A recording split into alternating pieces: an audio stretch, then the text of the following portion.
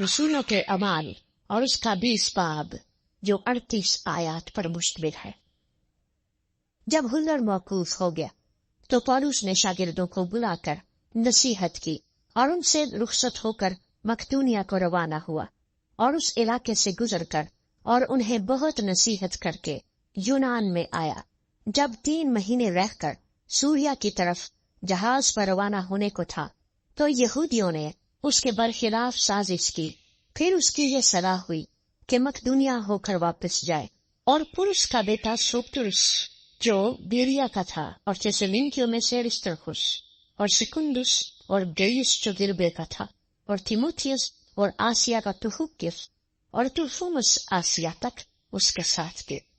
ये आगे जाकर त्रोआस में हमारी राह देखते रहे और ईद फतीर के दिनों के बाद हम फिलिप्पी से जहाज पर रवाना होकर 5 दिन के बाद त्रोआस में उनके पास पहुंचे और 7 दिन वहीं रहे। हफ्ते के पहले दिन जब हम रोटी तोड़ने के लिए जमा हुए तो पौलुस ने दूसरे दिन रवाना होने का इरादा करके उनसे बातें की और आधी रात तक कलाम करता रहा। जिस बाला खाना पर हम जमा थे उसमें बहुत से चराग चल रहे थे और यूतुखुस नाम एक जवान खिड़की में बैठा था। उस पर नींद का बड़ा गलबा था और जब पौलुस ज्यादा देर तक बातें करता रहा तो वह नींद के गलबे में 3री मंजिल से गिर पड़ा और उठाया गया तो मुर्दा था। पौलुस उतरकर उससे लिपट गया और गले लगाकर कहा, घबराओ नहीं, इसमें जान है। फिर ऊपर जाकर रोटी तोड़ी और खाकर इतनी देर तक उनसे बातें करता रहा कि पौ फट गई। फिर वो रवाना हो गया और उस लड़के को जीता लाए और उनकी बड़ी खातिर जमा हुई। हम जहाज तक आगे जाकर इस इरादे से अस्सुस को रवाना हुए कि वहां पहुंचकर पौलुस को चढ़ा ले, क्योंकि उसने पैदल जाने का इरादा करके यही तजवीज की। बस जब वो अस्सुस में हमें मिला तो हम उसे चढ़ाकर मितुलिने में आए और वहां से जहाज पर रवाना होकर दूसरे दिन खियुस के सामने पहुंचे और तीसरे दिन सामुस तक आए और अगले दिन मिलितुस में आए, क्योंकि पौलुस ने ये ठान लिया था कि इस्सुस के पास से गुजरे, ऐसा न हो कि उसे आसिया में देर लगे, इसलिए कि वो जल्दी करता था कि अगर हो सके तो पेंटिकोस्त के दिन यरूशलेम में हो। और उसने मिलितुस से इस्सुस में कहला भेजा और कलीसिया के बुजुर्गों को बुलाया।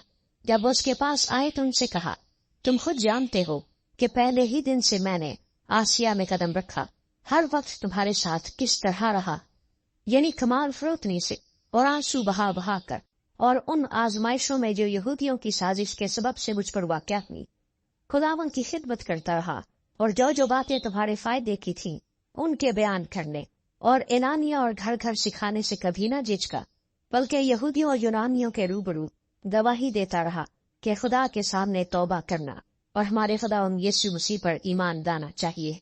और अब देखो, मैं रूह में बंधा हुआ यरूशलेम हो जाता हूँ और न मालूम कि वहां मुझ पर क्या क्या गुजरे, सिवाय इसके कि कुछ हर शहर में गवाही दे देकर मुझसे कहता है कि कैद और मुसीबतें तेरे लिए तैयार हैं। लेकिन मैं अपनी जान को अजीज नहीं समझता कि उसकी कुछ कदर करूं, बामुकाबला इसके अपना दौर और वो खिदमत जो खुदावंद यीशु से पाई है पूरी करूं, यानी खुदा के फजल की खुशखबरी की गवाही दूं। और अब देखो, मैं जानता हूं कि तुम सब जिनके दरमियान मैं बादशाही की मुनादी करता फिरा मेरा मुंह फिर ना देखोगे, बस मैं आज के दिन तुम्हें कतई कहता हूं कि सब आदमियों के खून से पाक हूं, क्योंकि मैं खुदा की सारी मर्जी तुमसे पूरे तौर पर बयान करने से न झिझका। बस अपनी और उस सारे कंधे की खबरदारी करो जिसका रूह कुद्स ने तुम्हें निगहबान ठहराया, ताकि खुदा की कलीसिया की गलाबानी करो जिसे उसने खास अपने खून से मूल लिया। मैं ये जानता हूं कि मेरे जाने के बाद फाड़ने वाले भेड़िए तुम में आएंगे जिन्हें गले पर कुछ तरस न आएगा, और खुद तुम में से ऐसे आदमी उठेंगे जो उल्टी उल्टी बातें कहेंगे ताकि शागिर्दों को अपनी तरफ खींच ले। इसलिए जागते रहो और याद रखो कि मैं 3 वर्ष तक रात दिन आंसू बहा बहा कर हर एक को समझाने से बाज न आया। अब मैं तुम्हें खुदा और उसके फजल के कलाम के सुपुर्द करता हूँ जो तुम्हारी तरक्की कर सकता है और तमाम मुकद्दसों में शरीक करके मिरास दे सकता है। मैंने किसी की चांदी या सोने या कपड़े का लालच नहीं किया। तुम आप जानते हो कि इन्हीं हाथों ने मेरी اور میرے ساتھیوں کی حاجتیں رفع کی۔ میں نے تم کو سب باتیں کر کے دکھا دی کہ اس طرح محنت کر کے کمزوروں کو سنبھالنا اور خداوند یسوع کی باتیں یاد رکھنا چاہیے کہ اس نے خود کہا دینا لینے سے مبارک ہے۔ اس نے یہ کہہ کر گھٹنے ٹیکے اور ان سب کے ساتھ دعا، اور وہ سب بہت روئے اور پولس کے گلے لگ کر اس کے بوسے لیے، اور خاص کر اس بات پر غمگین تھے جو اس نے کہی تھی کہ تم پھر میرا منہ نہ دیکھو گے۔ پھر اسے جہاز تک پہنچایا۔